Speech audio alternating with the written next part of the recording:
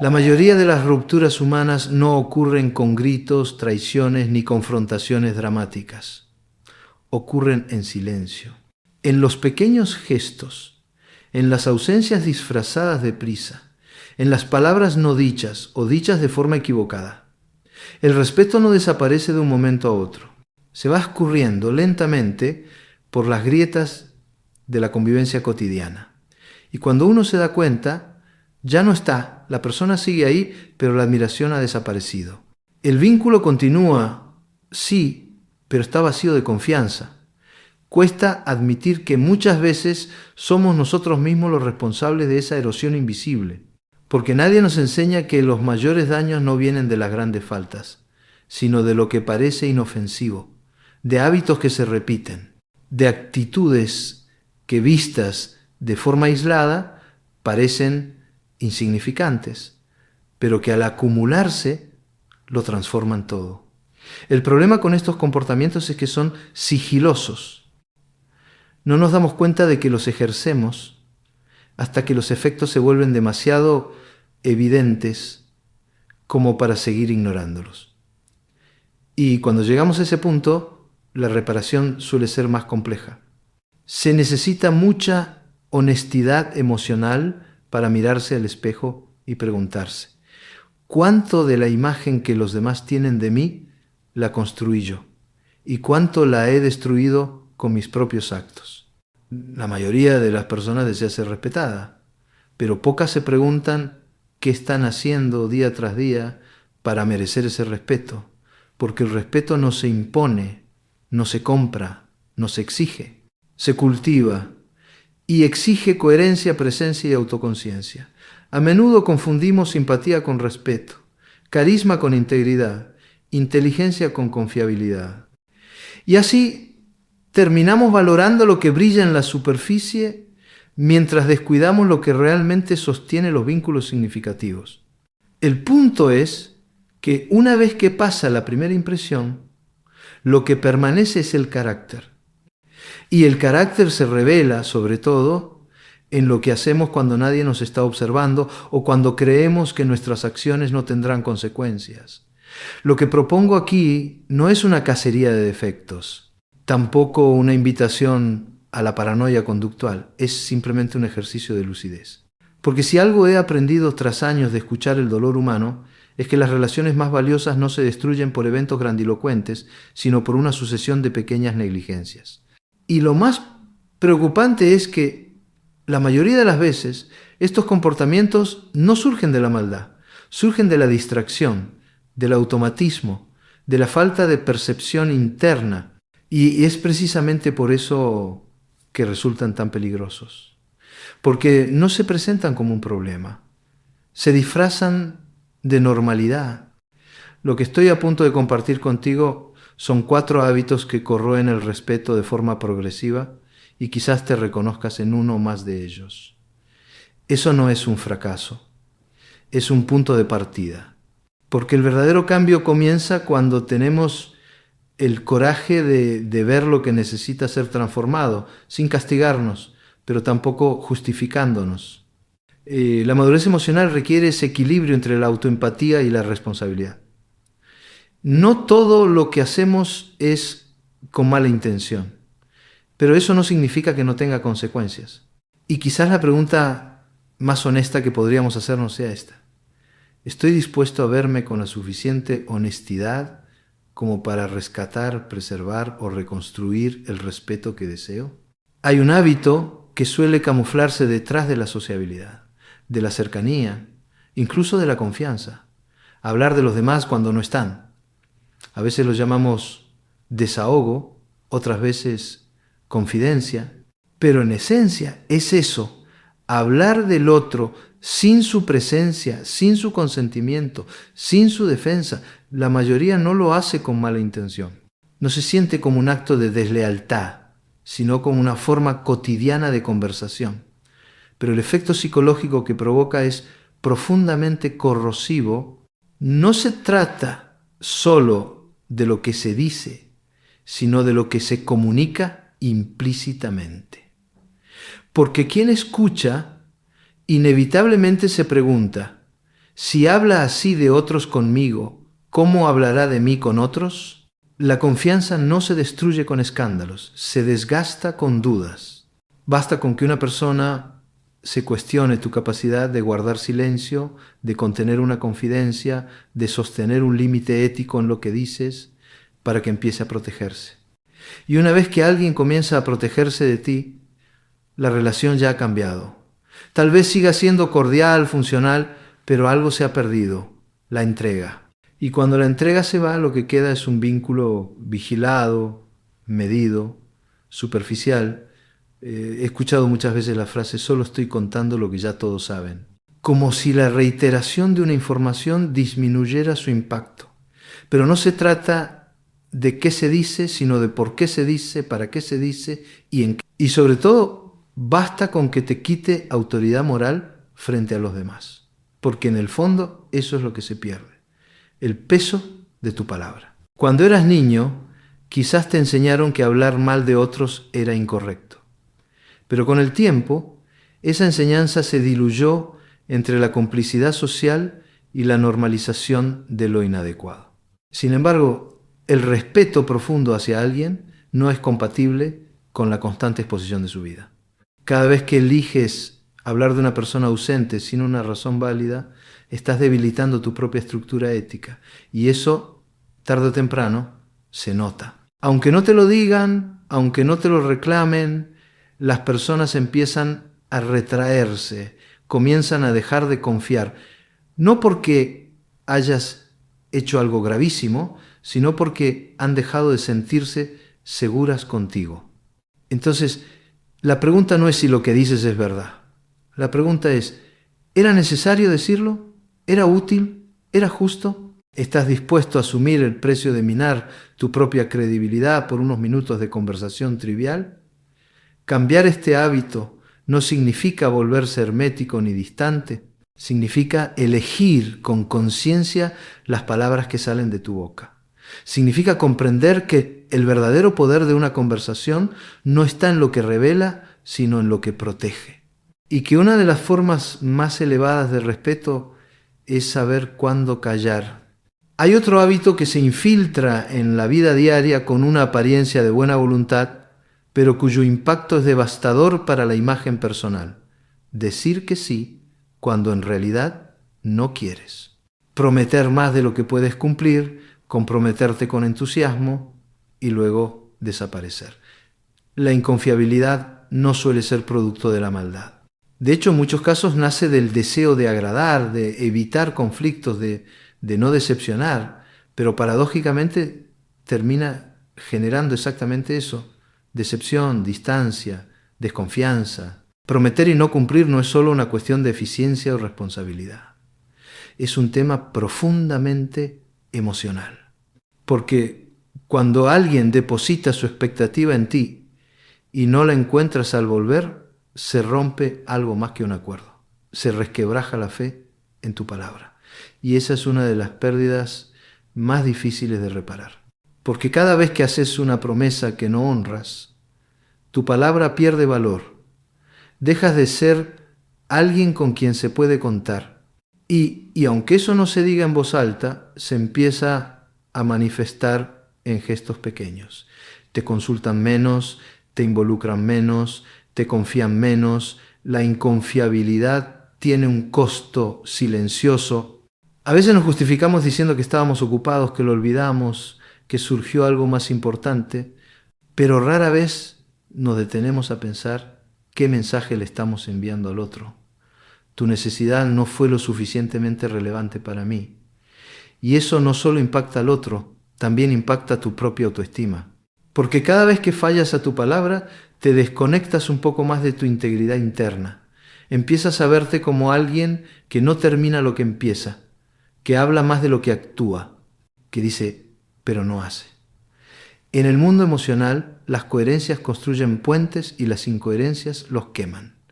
La coherencia no exige perfección, exige consistencia. Que lo que dices y lo que haces no vivan en dos mundos distintos. Y sí, todos fallamos alguna vez. Pero cuando fallar se convierte en un patrón, el respeto se desvanece. Porque las personas no necesitan que seas perfecto. Necesitan saber que si dices que estarás, realmente estarás. Que si te comprometes, tu presencia será una promesa cumplida, no una ilusión momentánea. Corregir este hábito no requiere grandes discursos. Requiere pequeñas acciones. Aprender a decir no cuando es no, no. No comprometerte por impulso. Comunicar con anticipación cuando algo cambia. Y sobre todo revisar si tus promesas nacen del deseo genuino de estar o del miedo a no agradar. Porque cuando aprendes a honrar tus límites, tus palabras comienzan a tener peso. Y cuando tu palabra tiene peso, el respeto no necesita ser exigido, simplemente ocurre. Uno de los hábitos más infravalorados, pero más destructivos en las relaciones interpersonales, es la interrupción constante. Cortar al otro mientras habla, adelantar conclusiones, terminar sus frases sin pedir permiso, no es solo un mal hábito de conversación. Es en esencia una forma sutil de invalidación. Porque cuando interrumpes, lo que estás comunicando no es solo prisa o entusiasmo, es algo más profundo. Lo que tú estás diciendo no importa tanto como lo que yo tengo que decir. Puede parecer exagerado. Muchos interrumpen no por arrogancia, sino por ansiedad. Porque temen olvidar la idea, porque sienten urgencia por aportar, porque se impacientan con la lentitud del otro. Pero lo que no perciben es que la ansiedad no justifica el atropello, que hablar no es una carrera y que el respeto se mide también en los silencios que sabemos guardar. Escuchar no es simplemente esperar tu turno para hablar. Escuchar es otorgarle al otro un espacio real de existencia dentro del diálogo. Y eso implica contención, implica pausa, implica presencia.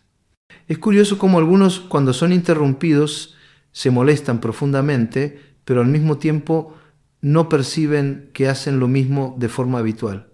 No es hipocresía, es falta de conciencia. Porque muchas conductas que dañan no se viven como tales mientras están en boca propia. Pero el efecto no cambia por la intención. Las personas no juzgan lo que querías hacer, juzgan lo que hiciste. Y si sistemáticamente invades el espacio de la palabra ajena, estás minando, sin querer, la calidad de tus vínculos. Corregir este hábito no requiere hablar más despacio ni fingir interés. Requiere cambiar la actitud interna. Requiere comprender que escuchar es un acto de humildad, que no siempre tienes que decir algo brillante, que no siempre tienes que tener la última palabra y que muchas veces lo más valioso que puedes ofrecer es tu silencio atento, ese que no interrumpe, que no evalúa, que no compite, ese que sostiene. Pregúntate con honestidad, ¿estás realmente escuchando cuando el otro habla? ¿O estás preparando tu próxima intervención mientras aparentas estar presente? ¿Eres de los que espera una pausa para irrumpir? ¿O de los que deja que el otro termine, aunque no estés de acuerdo con lo que dice? Porque escuchar no es estar de acuerdo, es respetar el proceso de pensamiento del otro, aunque difiera del tuyo. Y si no eres capaz de hacerlo, no esperes que el otro se sienta valorado en tu presencia. Hay personas que no se dan cuenta de lo agotador que es convivir con una queja constante. No se trata de quejarse ocasionalmente, eso es humano, sino de instalarse en la queja como forma de vida. De encontrar siempre algo que va mal, algo que falta, algo que no está como debería. El problema no es el contenido de la queja, sino su repetición obsesiva. Porque cuando alguien se queja todo el tiempo, no solo transmite insatisfacción, contagia una visión oscura del mundo. Lo que al principio parece una válvula de escape emocional, se convierte en un patrón que intoxica la atmósfera emocional de quienes lo rodean. Reclamar en exceso no mejora nada, de hecho suele empeorarlo. Las personas empiezan a evitarte, a esquivarte, a minimizar el contacto. Y no porque no te quieran, sino porque el vínculo se vuelve pesado. La conversación gira siempre en torno al problema, nunca en torno a la solución.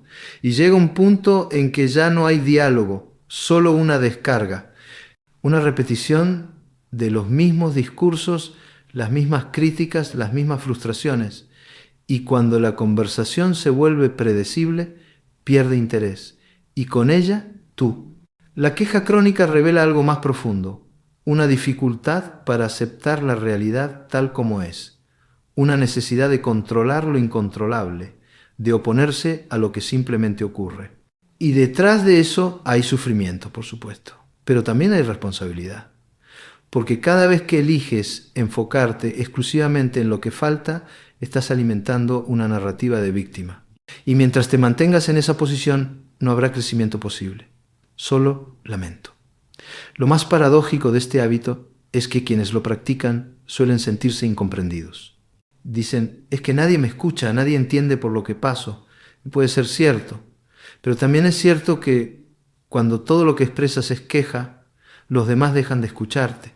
No porque no les importe, sino porque no encuentran un lugar donde conectar. No hay rendija por donde entrar.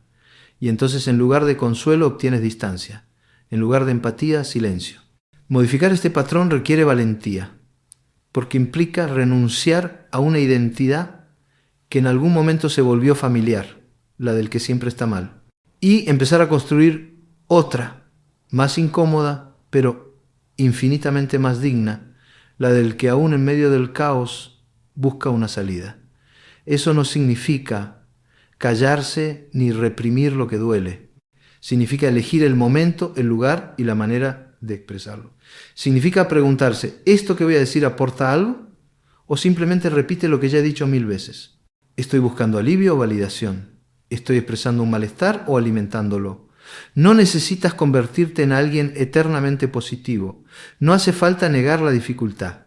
Pero sí es necesario dejar de romantizar la queja como forma de estar en el mundo. Una de las confusiones más frecuentes en las relaciones humanas es creer que el respeto se mantiene simplemente por la historia compartida. Como si los años de convivencia, la intimidad acumulada o los vínculos familiares bastaran por sí solos para conservar la admiración y la consideración. Pero no es así. El respeto no se conserva en frascos de cristal. Se cuida cada día. Se gana y se puede perder. Y no necesariamente por algo grave, sino por esa acumulación de pequeñas actitudes que restan valor a tu presencia. Y lo más delicado es que muchas de estas actitudes no son maliciosas, son automáticas. Reaccionamos sin pensar, respondemos sin filtrar, actuamos desde patrones aprendidos sin detenernos a observar su efecto real. Tal vez te criaron en un entorno donde interrumpir era normal, donde hablar de otros era común, donde prometer sin cumplir era parte del paisaje, y creciste creyendo que eso no tenía importancia, que mientras no hubiera gritos ni insultos, todo estaba bien. Pero madurar emocionalmente implica revisar esas herencias, poner bajo la lupa lo que repites sin cuestionar, porque no todo lo aprendido merece ser perpetuado. Y muchas veces lo que consideramos nuestro carácter es solo una suma de hábitos que nunca nos detuvimos a modificar. El respeto, en su forma más profunda, no se basa solo en el cariño o en la costumbre. Se basa en cómo te comportas, especialmente cuando nadie te está vigilando, cuando no hay consecuencias inmediatas, cuando podrías salirte con la tuya y sin embargo eliges actuar con integridad. Eso es lo que marca la diferencia entre alguien que genera confianza y alguien que solo la exige, entre quien inspira y quien impone. Porque el respeto no nace del miedo ni de la autoridad, nace de la coherencia. Y si te preguntas por qué algunas personas comienzan a tratarte con indiferencia, por qué ciertos vínculos se vuelven superficiales o por qué ya no te consultan como antes, tal vez valga la pena revisar tus hábitos relacionales. No desde la culpa, sino desde la lucidez. Tal vez, sin darte cuenta, te volviste esa persona que interrumpe, que promete y no aparece, que se queja constantemente o que habla demasiado de los demás. No porque seas mala persona, sino porque nadie te confrontó a tiempo, porque todo lo dejaron pasar, porque nadie te dijo con claridad que esos comportamientos tienen consecuencias. Y aquí no se trata de perfección. Nadie espera que seas un modelo impecable de virtud. Se trata de conciencia, de no dejar tu comportamiento en piloto automático, de estar presente en tus relaciones, no solo físicamente, sino también éticamente, porque las personas pueden perdonarte un error puntual, pero cuando el error se vuelve repetición, lo que se pierde ya no es solo el respeto, es la esperanza de que puedas cambiar.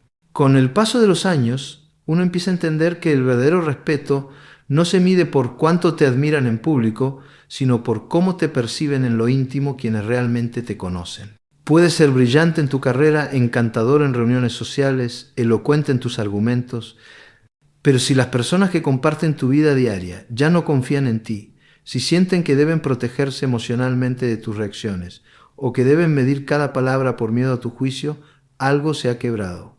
Y suele comenzar con pequeños detalles, con no escuchar del todo, con usar la ironía como arma, con invalidar el sentir del otro mientras disimulas con una sonrisa.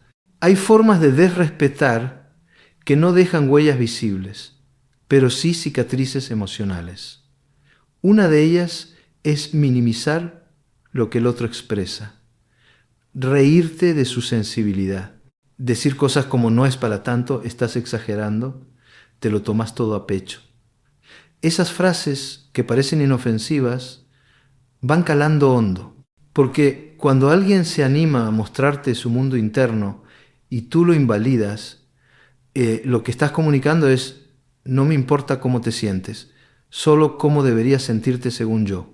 Y eso no se olvida fácilmente. Otro modo frecuente de romper el respeto es usar el sarcasmo como herramienta habitual de comunicación. Hay quien lo hace como defensa, hay quien lo disfraza de humor, hay quien cree que así demuestra inteligencia. Pero el sarcasmo reiterado desgasta, porque no es humor inocente. Es una forma de agresión encubierta, una burla que se justifica como broma, pero que deja al otro con la sensación de haber sido atacado sin tener derecho a reclamar.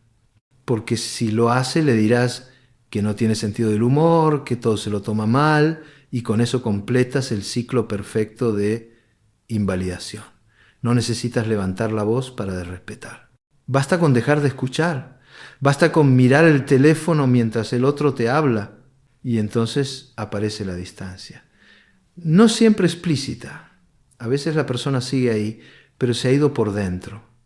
Ya no comparte lo que siente, ya no te consulta, ya no te incluye en su mundo emocional. Y tú lo notas aunque no sepas explicarlo. Sientes que algo cambió. Y es ahí donde deberías detenerte, no para reclamar, sino para revisar. Porque quizás no se trata de que el otro se volvió frío o ingrato, quizás se trata de que tú, sin querer, dejaste de ser un lugar seguro. Cuando alguien pierde el respeto por ti, no siempre lo dice. Rara vez lo expresa con palabras claras. Lo hace con ausencias, con silencios, con un tipo particular de frialdad que no es rabia sino decepción. Y la decepción es más peligrosa que el enojo. Porque el enojo todavía tiene energía para luchar, para exigir, para intentar reparar. Pero la decepción viene cuando ya se ha esperado demasiado. Cuando se ha hablado, se ha repetido, se ha justificado y nada ha cambiado.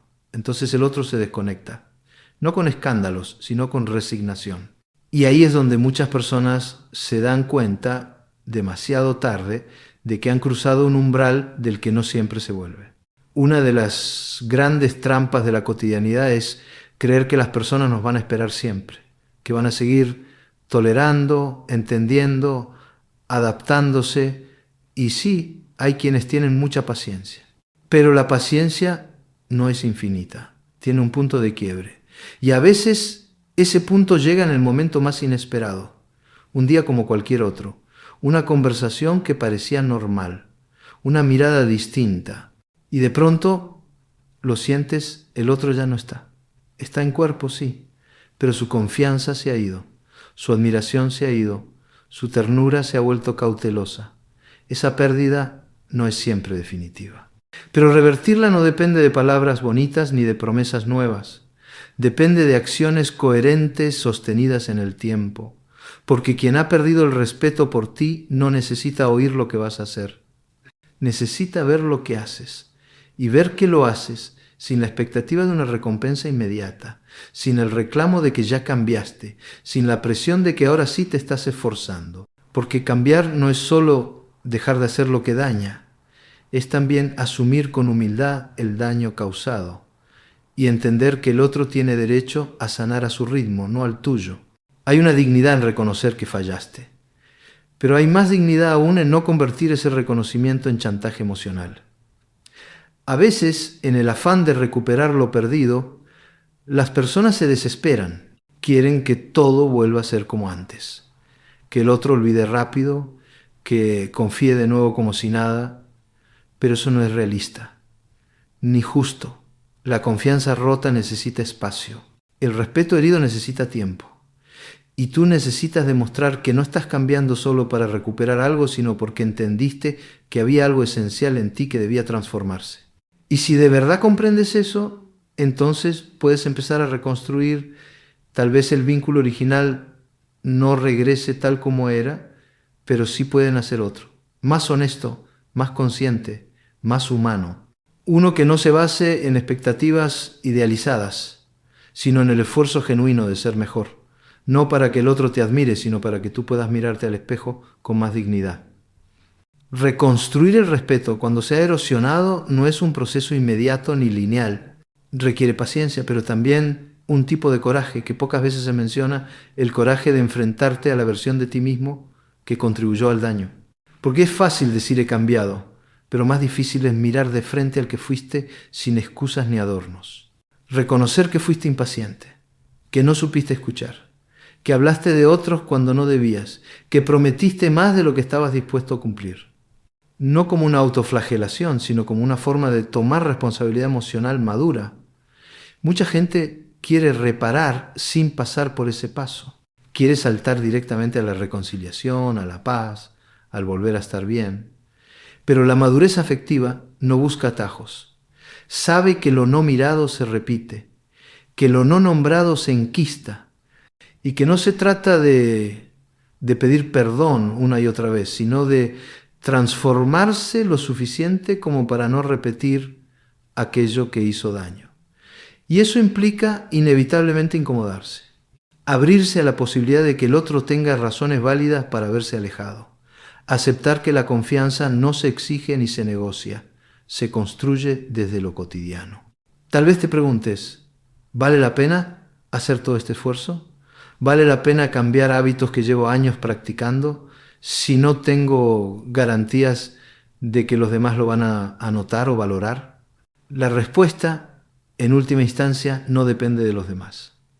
Cambiar vale la pena por ti, porque tu integridad no debería estar en venta, porque vivir desde la conciencia duele al principio, pero luego libera. Y porque nadie puede respetarte verdaderamente si tú mismo sigues traicionando tus propios principios. Y entonces aparece la distancia. No siempre explícita. A veces la persona sigue ahí, pero se ha ido por dentro. Ya no comparte lo que siente, ya no te consulta, ya no te incluye en su mundo emocional. Y tú lo notas aunque no sepas explicarlo. Sientes que algo cambió. Y es ahí donde deberías detenerte. No para reclamar, sino para revisar. Porque quizás no se trata de que el otro se volvió frío o ingrato, quizás se trata de que tú, sin querer, dejaste de ser un lugar seguro. Cuando alguien pierde el respeto por ti, no siempre lo dice. Rara vez lo expresa con palabras claras, lo hace con ausencias, con silencios, con un tipo particular de frialdad que no es rabia sino decepción.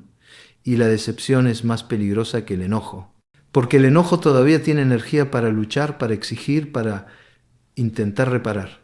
Pero la decepción viene cuando ya se ha esperado demasiado, cuando se ha hablado, se ha repetido, se ha justificado y nada ha cambiado. Entonces el otro se desconecta, no con escándalos, sino con resignación. Y ahí es donde muchas personas se dan cuenta, demasiado tarde, de que han cruzado un umbral del que no siempre se vuelve. Una de las grandes trampas de la cotidianidad es creer que las personas nos van a esperar siempre, que van a seguir tolerando, entendiendo, adaptándose, Y sí, hay quienes tienen mucha paciencia. Pero la paciencia no es infinita, tiene un punto de quiebre. Y a veces ese punto llega en el momento más inesperado, un día como cualquier otro, una conversación que parecía normal, una mirada distinta, y de pronto lo sientes, el otro ya no está. Está en cuerpo, sí, pero su confianza se ha ido, su admiración se ha ido, su ternura se ha vuelto cautelosa. Esa pérdida no es siempre definitiva. Pero revertirla no depende de palabras bonitas ni de promesas nuevas. Depende de acciones coherentes sostenidas en el tiempo. Porque quien ha perdido el respeto por ti no necesita oír lo que vas a hacer. Necesita ver lo que haces. Y ver que lo haces sin la expectativa de una recompensa inmediata, sin el reclamo de que ya cambiaste, sin la presión de que ahora sí te estás esforzando. Porque cambiar no es solo dejar de hacer lo que daña, es también asumir con humildad el daño causado y entender que el otro tiene derecho a sanar a su ritmo, no al tuyo. Hay una dignidad en reconocer que fallaste, pero hay más dignidad aún en no convertir ese reconocimiento en chantaje emocional. A veces, en el afán de recuperar lo perdido, las personas se desesperan, quieren que todo vuelva a ser como antes, que el otro olvide rápido, que confíe de nuevo como si nada. Pero eso no es realista, ni justo. La confianza rota necesita espacio. El respeto herido necesita tiempo. Y tú necesitas demostrar que no estás cambiando solo para recuperar algo, sino porque entendiste que había algo esencial en ti que debía transformarse. Y si de verdad comprendes eso, entonces puedes empezar a reconstruir. Tal vez el vínculo original no regrese tal como era, pero sí pueden hacer otro, más honesto, más consciente, más humano. Uno que no se base en expectativas idealizadas, sino en el esfuerzo genuino de ser mejor. No para que el otro te admire, sino para que tú puedas mirarte al espejo con más dignidad. Reconstruir el respeto cuando se ha erosionado no es un proceso inmediato ni lineal. Requiere paciencia, pero también un tipo de coraje que pocas veces se menciona, el coraje de enfrentarte a la versión de ti mismo que contribuyó al daño. Porque es fácil decir he cambiado, pero más difícil es mirar de frente al que fuiste sin excusas ni adornos. Reconocer que fuiste impaciente, que no supiste escuchar, que hablaste de otros cuando no debías, que prometiste más de lo que estabas dispuesto a cumplir. No como una autoflagelación, sino como una forma de tomar responsabilidad emocional madura. Mucha gente quiere reparar sin pasar por ese paso. Quiere saltar directamente a la reconciliación, a la paz, al volver a estar bien. Pero la madurez afectiva no busca atajos. Sabe que lo no mirado se repite, que lo no nombrado se enquista, y que no se trata de pedir perdón una y otra vez, sino de transformarse lo suficiente como para no repetir aquello que hizo daño. Y eso implica inevitablemente incomodarse, abrirse a la posibilidad de que el otro tenga razones válidas para haberse alejado, aceptar que la confianza no se exige ni se negocia, se construye desde lo cotidiano. Tal vez te preguntes, ¿vale la pena hacer todo este esfuerzo? ¿Vale la pena cambiar hábitos que llevo años practicando si no tengo garantías de que los demás lo van a notar o valorar? La respuesta, en última instancia, no depende de los demás. Cambiar vale la pena por ti, porque tu integridad no debería estar en venta, porque vivir desde la conciencia duele al principio, pero luego libera. Y porque nadie puede respetarte verdaderamente si tú mismo sigues traicionando tus propios principios. Además, hay algo que muchas veces se olvida. El respeto no es solo algo que recibes, también es algo que proyectas. Las personas te observan, escuchan cómo hablas de los demás, notan si cumples lo que prometes, perciben si escuchas con atención o solo finges hacerlo. No siempre lo expresan, pero lo sienten, y eso determina el tipo de vínculos que construyes. Porque puedes atraer personas desde el carisma, desde el talento, desde la simpatía, pero solo sostendrás relaciones profundas desde la confianza. Y la confianza es hija directa del respeto. No necesitas cambiar tu personalidad. No se trata de dejar de ser quien eres, Se trata de revisar los hábitos que sin darte cuenta te están alejando de los demás. Aquellos comportamientos que parecen parte de tu carácter, pero que en realidad son mecanismos defensivos que ya no necesitas. Porque a esta altura de la vida lo que buscamos no es aprobación, es conexión real. Y esa conexión solo se logra cuando dejamos de actuar en automático y empezamos a vivir con mayor presencia ética. El respeto, al final, no es un acto puntual ni un atributo que se obtiene una vez y se conserva sin esfuerzo. Es una práctica diaria, una forma de estar en el mundo, algo que se construye con cada decisión, con cada silencio que eliges guardar, con cada palabra que decides medir. No se trata de perfección ni de cumplir una lista de reglas para agradar a los demás. Se trata de vivir desde un lugar de coherencia interna, de saber que lo que haces cuando nadie te ve también habla de ti. Que la ética personal no es solo un discurso bonito, es una presencia constante en tus acciones más pequeñas. Nadie te va a respetar por lo que tú dices que eres. Te van a respetar por lo que haces cuando no hay aplausos, cuando nadie celebra tu gesto, cuando podrías mentir, pero eliges decir la verdad.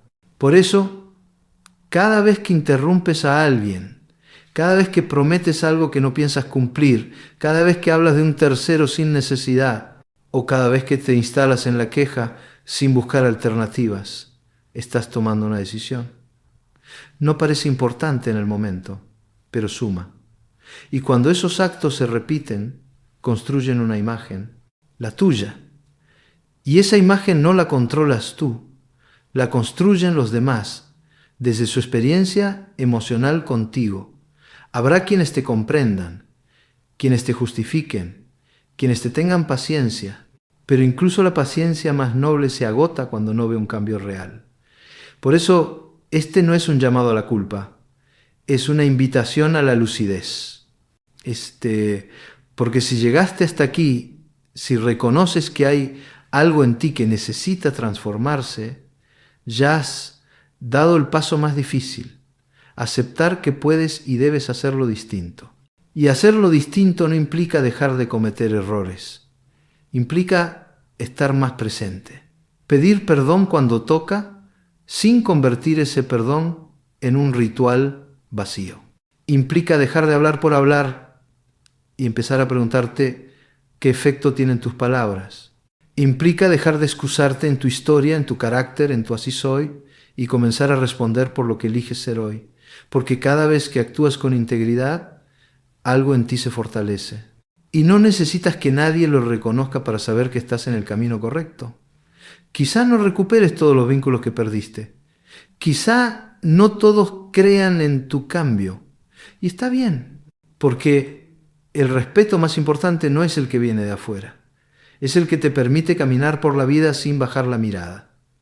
Es el que te sostiene cuando nadie te aplaude.